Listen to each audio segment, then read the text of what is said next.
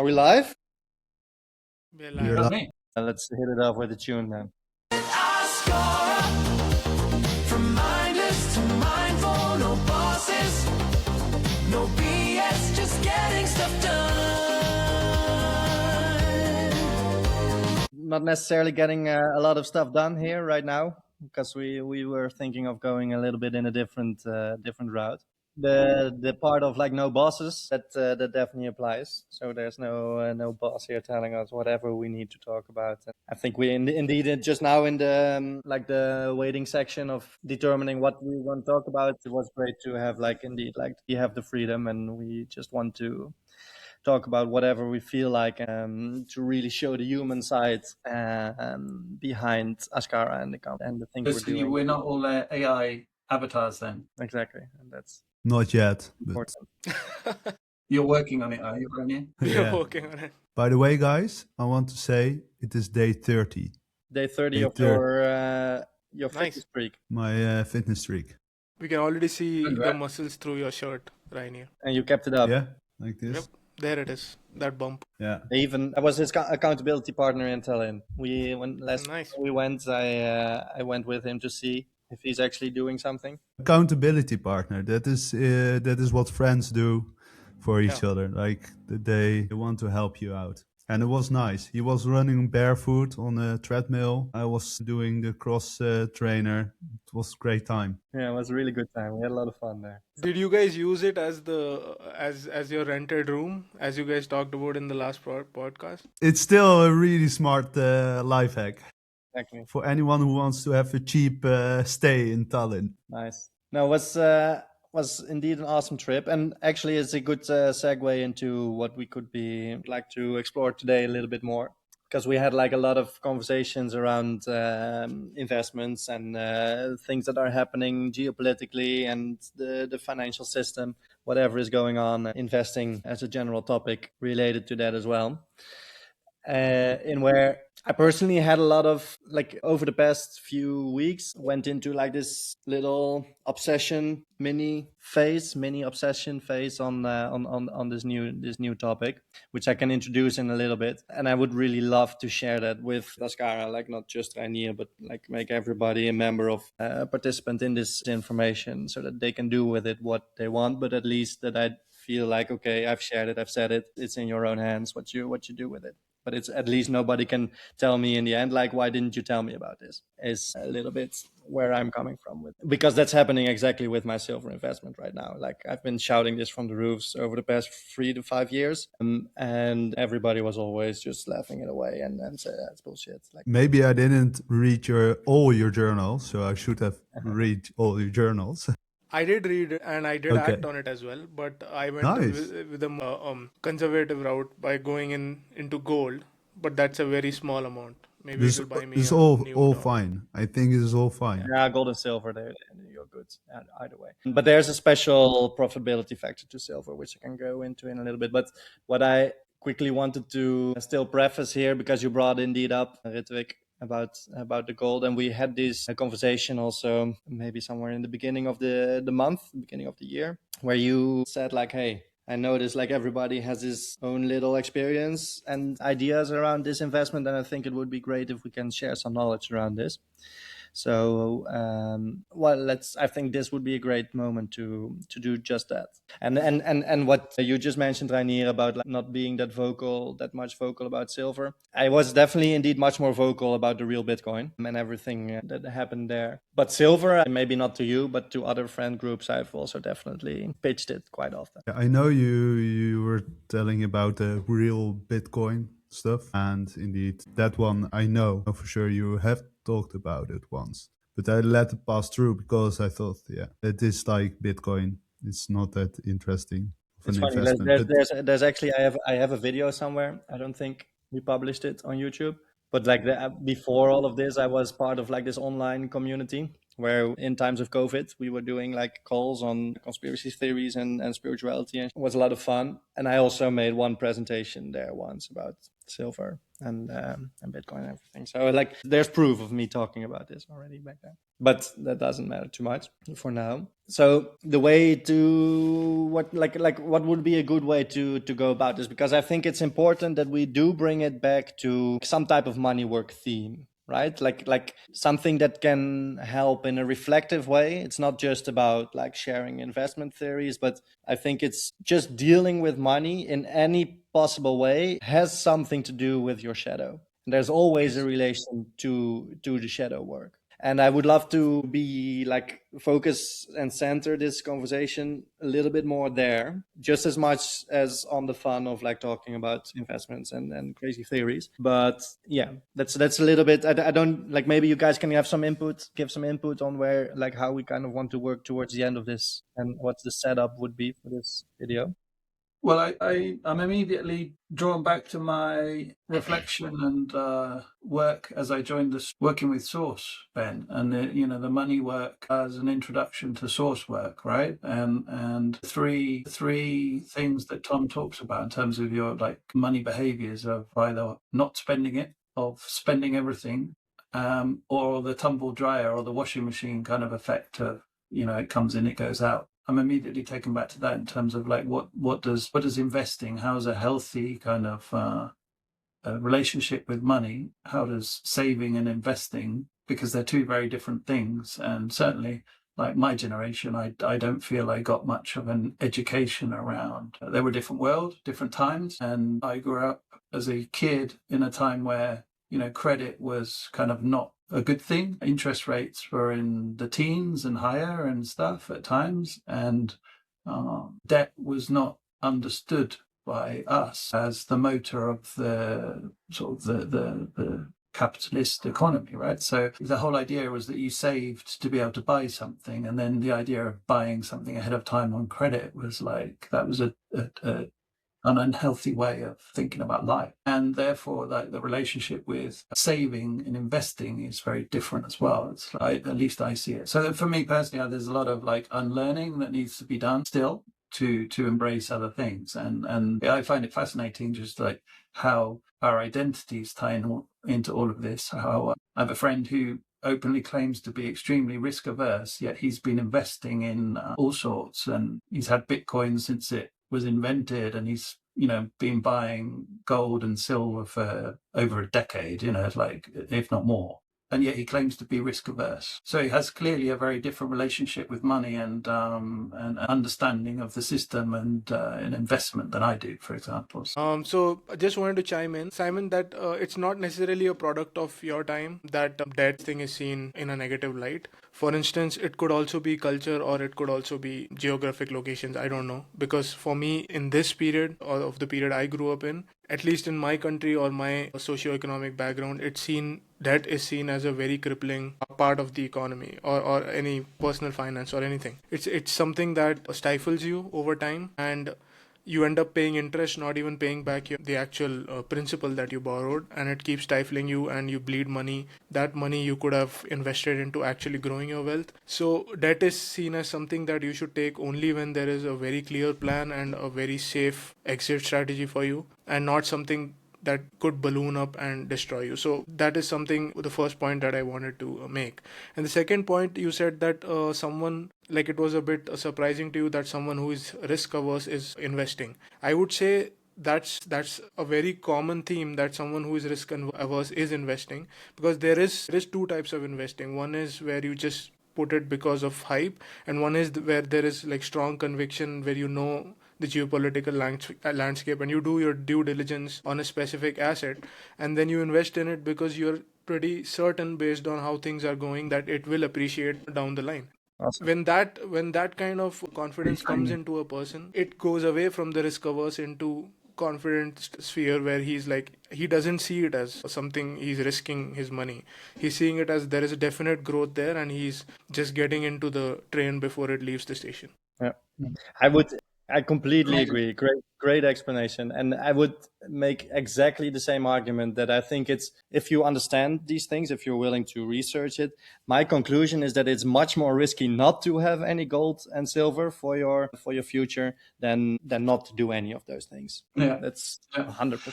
I think bringing it back to like away from specifics of whether you want to do gold, silver, Bitcoin, or anything else, it's beautiful what you said there, Ritwik, of actually thinking it and seeing it like that counter perspective of actually someone's investing because they're risk averse. They understand it, and that's the other thing I think.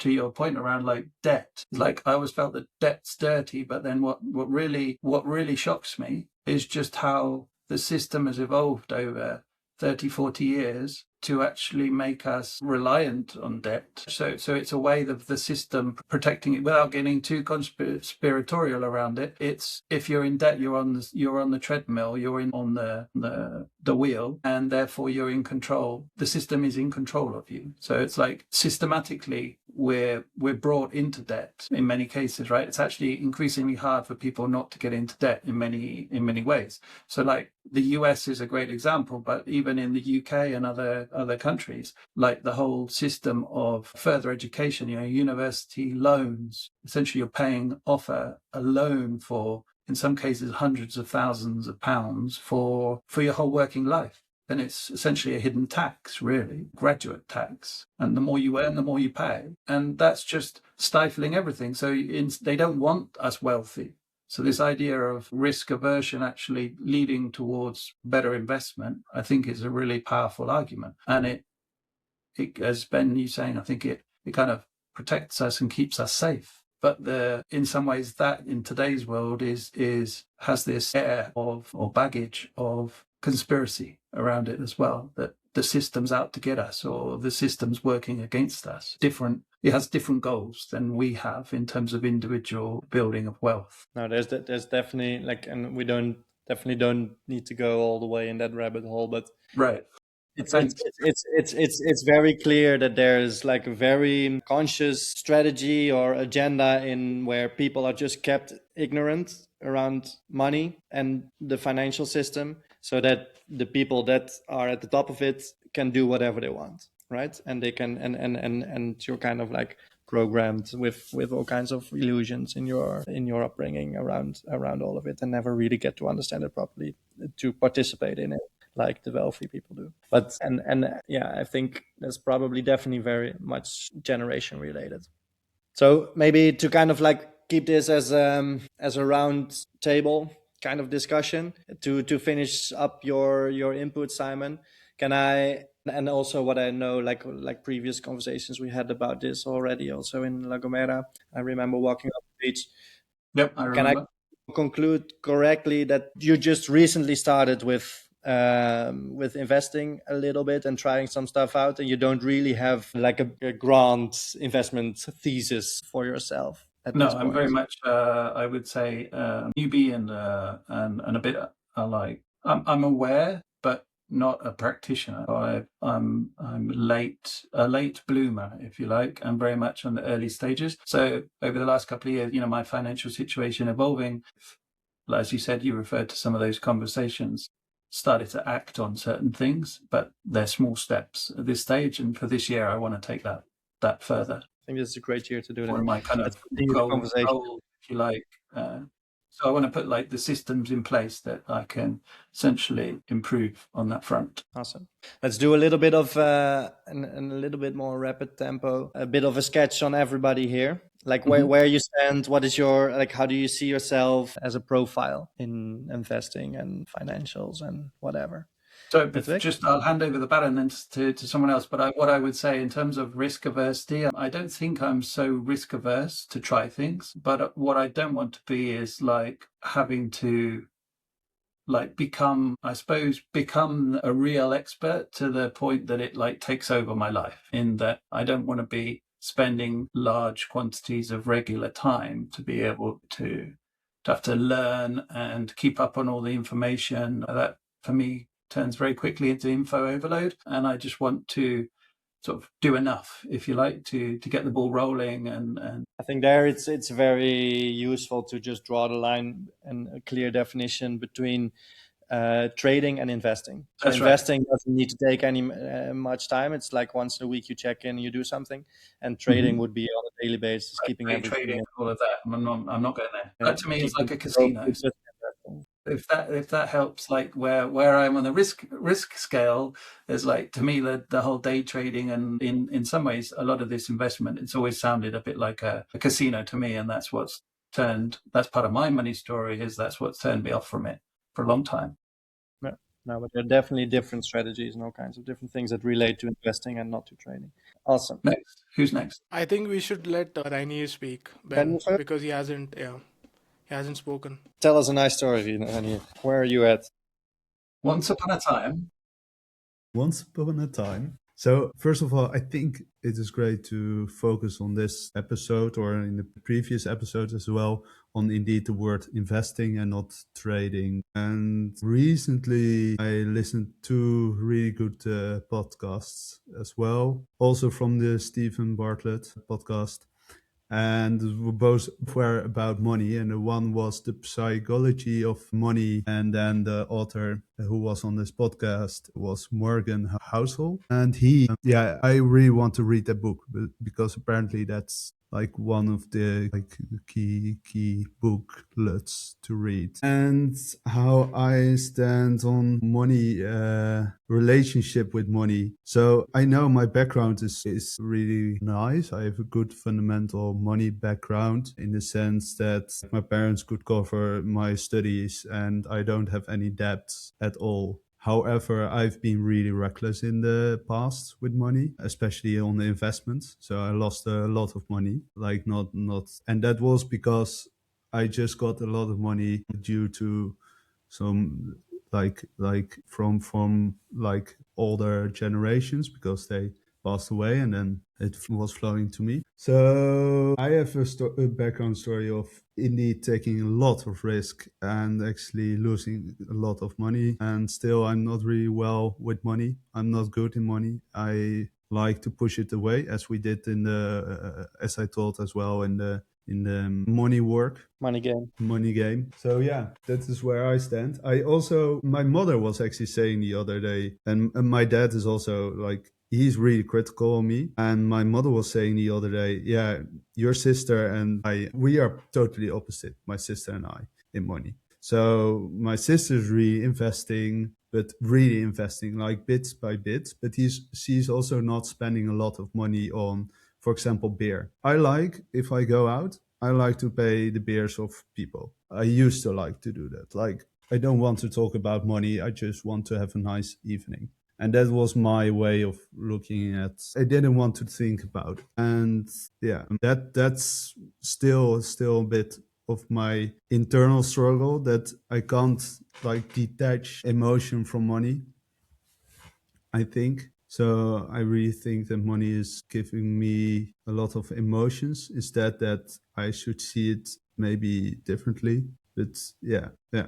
I still find it a difficult topic. I know it by myself. I find it a difficult topic to talk about it. But I really feel that indeed this year there's a pivotal change. I feel that I will change in how I act towards money, but also how I grow up with with the idea of how to spend it and how to invest it. Because indeed, people who are risk averse, they actually invest, and they invest bit by bit, and they actually know they invest for the coming 20 years. They're not investing for tomorrow. They're not investing for next week. They are investing with a goal, with a vision, with the idea, okay, this is my insurance, and I'm not investing in this way at all. I haven't been in the past yet, also not. I like quick wins, because then I have money to go to the bar and pay the beers of my friends. That is how I feel to deal with money. And it's very irresponsible, but I like it. I'm going for beers with you then, Reinier. I love. I'll specifically buy a ticket from India to go to have a beer with you, even though I don't drink beer. Okay, cool. We can drink anything else. Got two things that I would like to touch on. One, just as a general remark, what I really enjoyed from your story and what I think is important to know is like seeing investing as a practice of like understanding your relationship with money and how indeed you respond to it, your emotional ties to it, and what you see happening when prices go up and down and your portfolio is affected, and indeed like how you like interact with the economic system, like indeed quick wins or long term gains, or like that all of that stuff says a lot about you, right? It's like you can use that as an intentional practice to understand more about the projections that you put on to money, and the shadow side there as well, like all that kind of work that we talked about. And that kind of segues nicely into the question that I had for you, and where indeed in the money game it was very clear that you were very stagnant in participating and letting money flow. But then on the investment side, there is this certain recklessness that you are sharing with us. In general, I think that's a super important observation for yourself to understand better. But I would love to know if you have like already some first kind of like thinking. Did you ever think about this? I think the money game was about relations between people. So this is how I see it with the money game. And investing is purely, in my opinion, something that I do for myself in the recklessness. So quick wins, high risk, maybe high rewards, but also big losses. And I can only blame myself and not the others in that sense. That's very clear. So that is how I divide it. I'm not sure what that is translating to my as an individual and as my personality, how I see myself or how I want to be seen, maybe. But yeah, I think that's the difference. Yeah. Okay. Like, because why would you take yourself not that serious as you do others? I think is kind of the key question here. Yes, indeed. And I think sharing it with you guys, by the way, and maybe it will go to YouTube and then it is shared to a lot of people. But sharing it with you guys, it feels like I feel that you're not judging me directly, but I also feel that I'm struggling to give, like, this is something really personal, I think, still. And there is a lot of shame in this as well. And yeah, I think that has a lot to do with how I'm grown up. Before we move on to Ritwik, the thing that I just said, like, can also be turned around. I realize, like, where I said, like, why don't you take yourself as serious as the other people? I actually think it probably, like, taking yourself very serious is definitely not the answer. Kind of want to spin it around, like, why aren't you as playful with your other people as you are with yourself in this? If Reinier, you say you like to invite your friends for a beer, for example, I see that as that playful side, Ben. What I found most interesting was how your experience of the money game was relationships, interpersonal relationships with other people, rather than our own individual relationship with ourselves and money, through money, as a way of exploring those shadow aspects of ourselves, right? So my experience of the money game was it's prompted by the interactions that it imposes on or invites us into, but it wasn't so much about building the relationships with those other people. But that was my personal experience. Yeah, okay. So interesting. And it was a great point on the playfulness for sure. There's just more to unpack here, but in general, it's always nice conversations that come from this. Let's move on to Ritwik. But just before that, Reinier, what you said, I just want to say it was really brave to be honest and upfront about what you feel. And I personally don't think I even judged one part of what you said.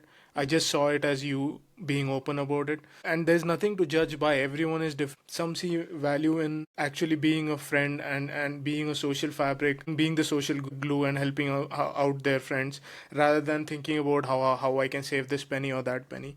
And I think that kind of person is valued more as a human being and as a friend, as a relationship, way more than the guy who would be penny pinching. So it's nothing to be ashamed. The second thing is, Simon touched upon this, that a little bit on the financial system being a bit rigged, and it's not conspiratorial, obviously. What I want to say is that it is definitely rigged to an extent, but it's not exactly rigged as in like someone wearing a monocle and telling, okay, we will not let the poor rise up. It's more about lack of education and the fact that people themselves decide not to venture into a path. The top 1% or 5% of the cream of the crop, they know that this will happen and they expect it to happen, and it obviously happens because of human nature. They predict on that, then they bet on that. So in that way, directly the system is rigged. I always think that this is the same system that they live in, but ultimately the stock market or investment vehicles, whatever we have access to, they also have access to that. If there is a system which is appreciating and they are making money, if you also have the avenue to get in on that. Obviously you won't have all the information that they do, but you would have access to at least some of the information, which will may help you make better choices and get in on the train before the others. And there is definitely some truth in what you said, but I do differ slightly on that. I just wanted to touch upon that. Now coming back to my take on money, I'm heavily influenced by my country and my country's socioeconomic situation, also what I've grown up with. We're not a very rich country. A lot of the times money is treated in a negative way, I've seen in a lot of places, but in our country it's not seen in that sense. It's seen in a different light. It's actually considered even sacred to a lot of ways in our culture, because it is something that people use to give their kids or their families a better life, better health care. So it is in a way seen as something benevolent, and not just you see it as some kind of unit of currency you exchange for a value or a service. So in that way, we have always been taught, and in our culture, we have been taught to respect money and not spend it beyond a point. I do not travel much, I don't spend much, and I usually but where I do spend it in the right way. So in my case, I have that relationship that I am not a big spender. But if someone comes to visit me or hangs out with me, I am in a way similar to Reinier, that I would spend for them, because also it is part of my culture. So the point is that money is slightly looked at differently in my part of the world. So I never saw it as something negative. But what I do see it as is that if you are able to grow your invest somewhere and put some time and effort, then it's not just you. It's possibly your family or your kids or maybe their kids down the line who are able to get, who are able to live a worry-free life. So yeah, that would be my perspective on money. And towards investing specifically, so indeed we talked about spending and saving. Yeah. So investing, obviously for me, again, a lot of people say that investing should be done when you're very wealthy or you have a lot of disposable wealth. This is something I completely disagree with, because everything is 100% at the end of the day. Whether it's $1,000 or $2,000 or 10,000, 100,000, it is 100%. If you ration it in the right way, if you take out 15% in the beginning, you should never save with what you're left with at the end of the month. What I feel is you should save it first before you at the beginning of the month, and then ration the rest of it as you go along, because that one thing is going to grow down the line, and what you spend can change, but what you want to grow, if the time is right for it now, it's not going to come again, if you've done your due diligence. So my take on investing is that whether you earn $1,000 or $500, if you ration it down to percentages, a small percentage of it, if you put in the time and effort to realize where it has the potential for growth, it could be anywhere. If there are a lot of people who don't do research themselves, they have friends and family who do the research. Maybe you go talk to them and they can tell you in their own way, in the way you like, in 5 minutes. And if you trust their knowledge and if you trust their conviction, then you would boil down their hours and weeks of research, maybe even years of research, just based on the trust and how familiar you are with them, into one decision, which would be giving you and him the same percentage of win. So if he decided to put into silver after years of researching into it, he tells you put into silver and you do the same, you both get the 5, 10, 15, 20% appreciation, but you didn't have to put that effort. All you had to do is know this guy and have the trust in him and have the conviction. When Ben and I used to work in Yours to Source, I have zero knowledge on precious metals and zero knowledge on commodities. So Ben used to write a lot on that in his articles, and that is where I started looking into it. So when Ben used to speak a lot on silver, it's not just his friends, contrary to popular belief. He also wrote it in his blog a lot of the times he mentioned. So those who did pay attention did see the markers long back, and I was one of them. Since I was very closely working with Ben on the blog and the content he was putting out, he many times he touched upon that as well in his videos. So I had a lot of familiarity with it, and I have worked with Ben, and I see when he puts his mind and he's gone how deep he goes into stuff. So I decided to look into that, and I didn't have to do obviously as deeper research as Ben into it, but I did find that the way how the global economic landscape was shifting, gold would be getting slightly in a bullish state in the future. At that time it wasn't that big, but in the future there is possibility of it appreciating a good amount. So although I didn't put a lot that could change my life, I just did a small amount, more of a learning experience and some kind of emergency fund then, and it did end up appreciating a decent bit in the coming years. So yeah, that would be my experience and take on investing. And then it's only gold that you invest in. You don't do any other. No, I have started investing in the stock market recently, but that is not long enough for me to have a say on it as some kind of an expert. If you want, I could get into details on how I invest in the stock market.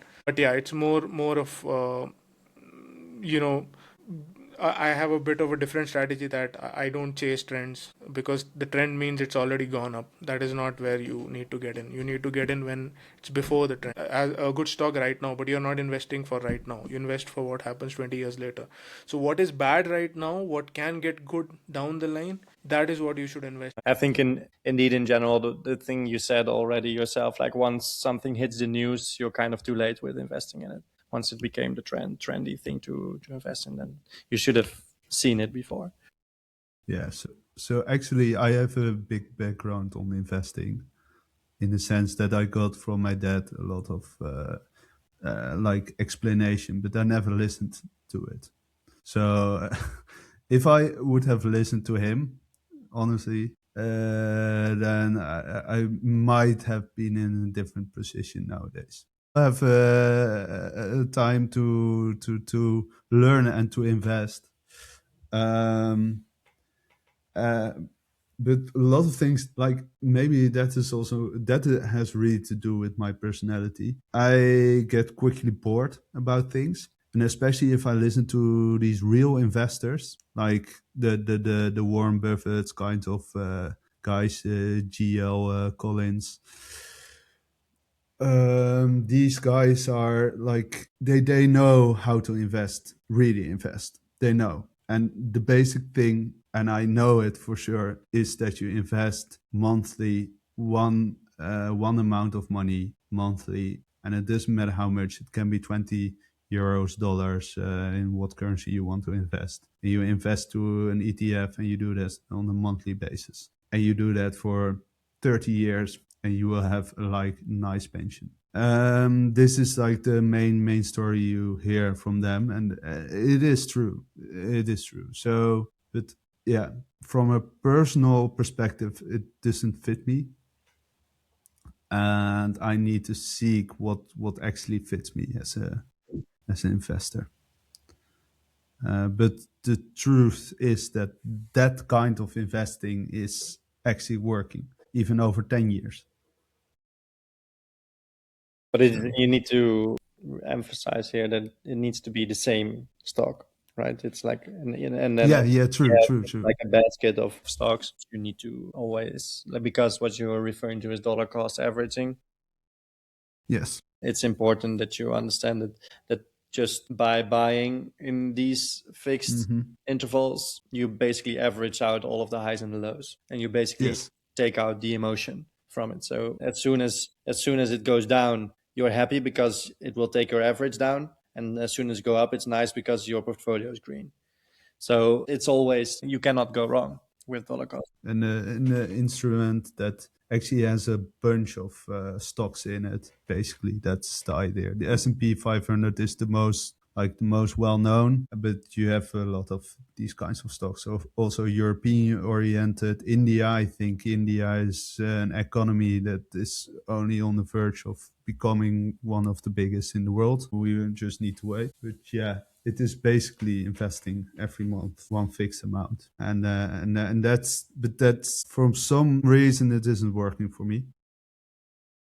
But it should eventually. Like I think, and then I'll take over the stick to kind of segue into. I completely concur with you, Annie. And like in the first years that I started to explore this topic, I was also not interested in that, and the little bit of money that I had to invest, I wanted to have some fun with. I wanted to learn and to try some stuff out, and not just putting in a boring ETF. Really learn anything about the financial system and how stocks and how to read technical analysis of charts and that kind of stuff. And so these first years, I really just interacted with it to learn, to teach myself as educational money just as much. But now that I also accumulated a bit more over time, and you kind of like you have a bigger pot to divide on different things. Now I also started to just put some stuff on a regular basis, on a monthly basis, and it's always going to be the same thing into a fund, which has like ETFs of basically the whole world combined, like each like emerging markets, S&P 500, Japan, Europe. Like it basically is as a cross section of the global economy, and that's where I put. And if you just keep on putting into something like that, then you can say for a fact that it will, within 50 years, it will have like compounded to significant numbers, like into the millions. Yeah, that's this idea, by the way, about dollar cost averaging. There's one like crux with this idea, and that is it is based on the fact that the economy anywhere in the world will always grow. This is the idea. That's the main idea. They cancel out as much uncertainty. The only uncertainty is there is a chance and that the economy will stagnate and will not grow anymore. But that chance is so little over at least 20 years, and even none over 50 years. With over AI, 50 years. you have to worry. So yeah, but that is the reason why you should invest in this way, because you cancel out almost all uncertainties. But so that's indeed the usual kind of like way of investing. If you don't want to think about it, that's the way to go. But like I said, I wanted to learn about it. I wanted to understand what was going on. I actually had a genuine interest of like really understanding the financial system, and that started with Bitcoin. As like through my master thesis, I did it on blockchain, and through like acquainting myself with the topic and studying it, I also learned a lot about cryptos and how those things move, and then I started to understand more about stocks in general and about precious metals and everything that kind of like came further. And in that explanation, I've always been skeptical of bankers and the global financial system, and I kind of anticipated that things were not sustainable with the way that debt has been building up in all these economies, and specifically US. It had to collapse at a certain point. Right, it's unavoidable that this was going to happen, and that's what we're on. I've always been saying this, but with gold rising right now, that's the first crack, and silver, where you can see that this is the start. Like it is going to completely go down. Like the dollar is having a lot of trouble already against the yen and all this stuff that you're seeing in the news right now.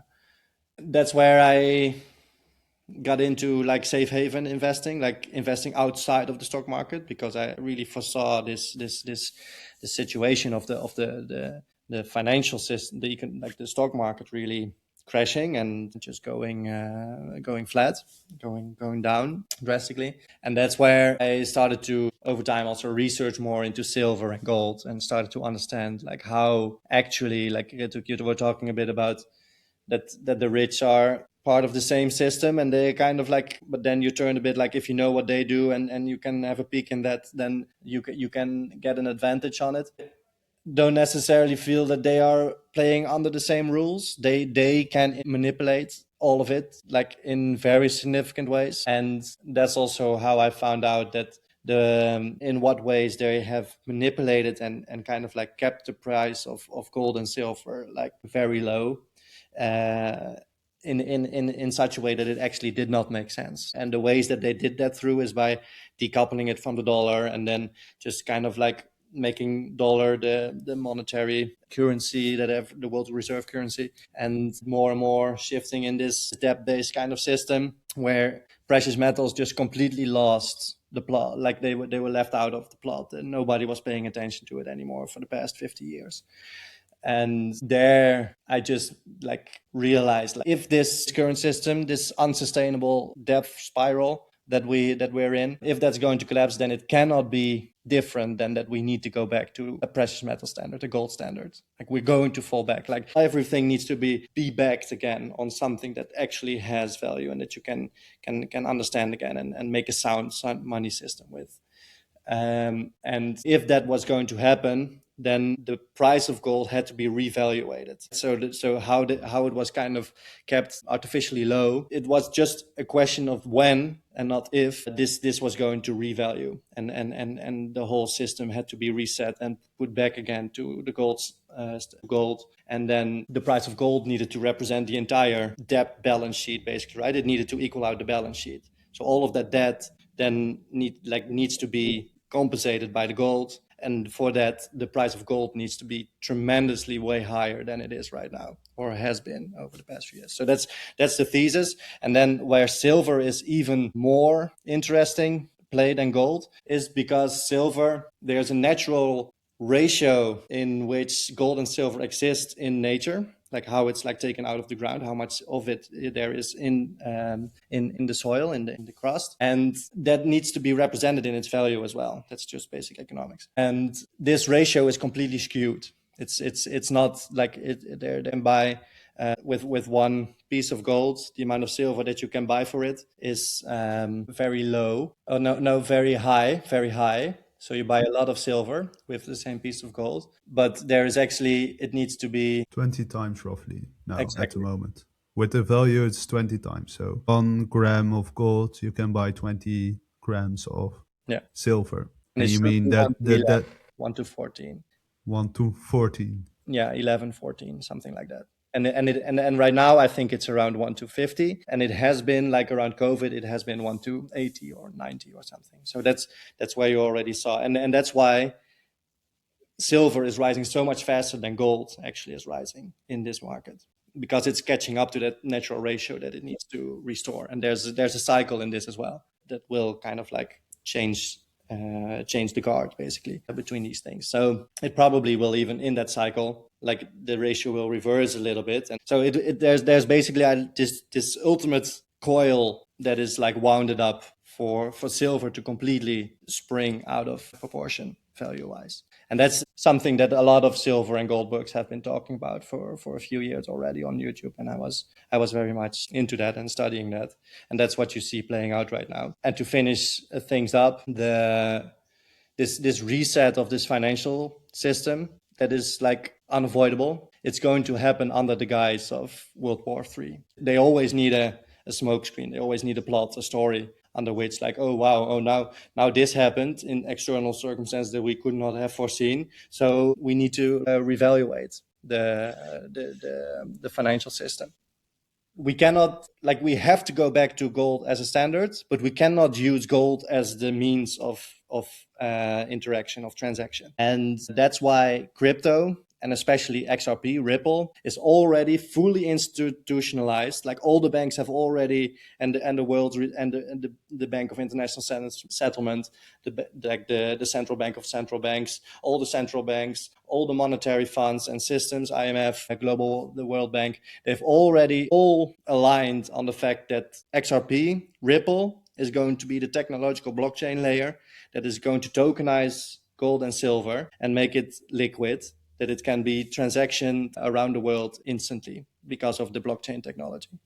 And this is where this year it's anticipated, and it's already happened. It played out in Davos last week. The whole event was about tokenization of assets. And all these people, all these banks that these people represented have already put out public statements, not there in Davos, but just in general, that they have acknowledged XRP as the ledger of their choice. Like, that's the thing that is going to be instigated. And so there is where we started off with, still this kind of like when investment and not if investment.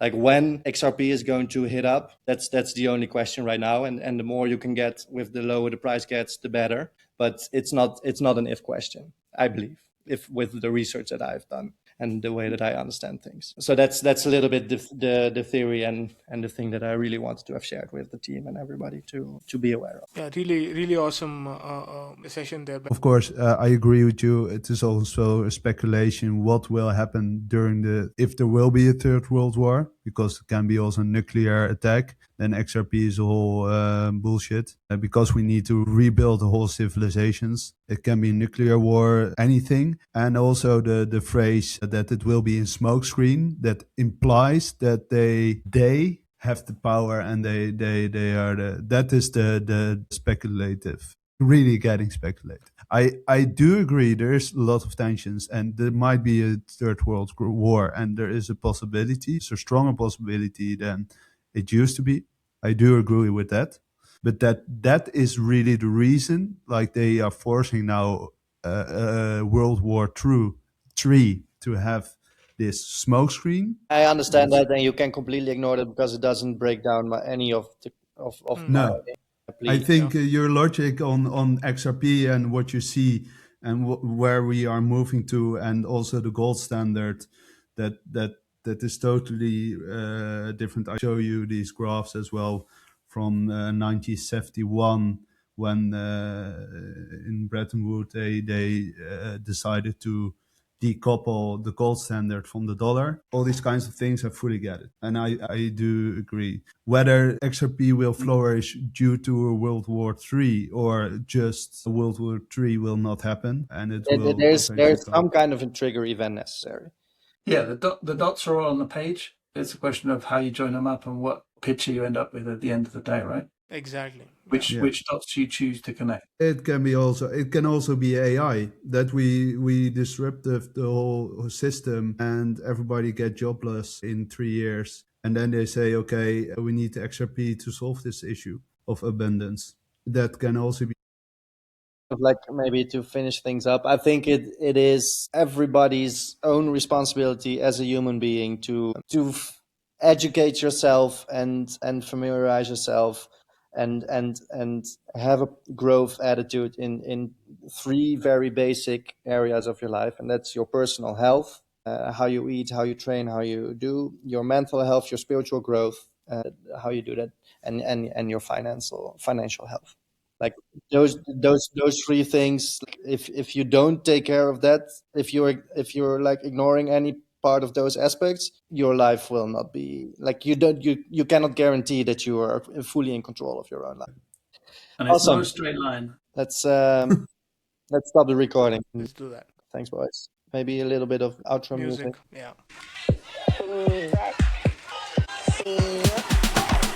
I actually need to start doing my taxes before the end of the year. End of the month. I have 1 day left.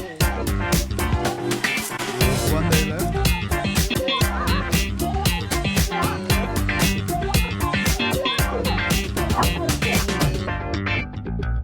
Thanks, boys.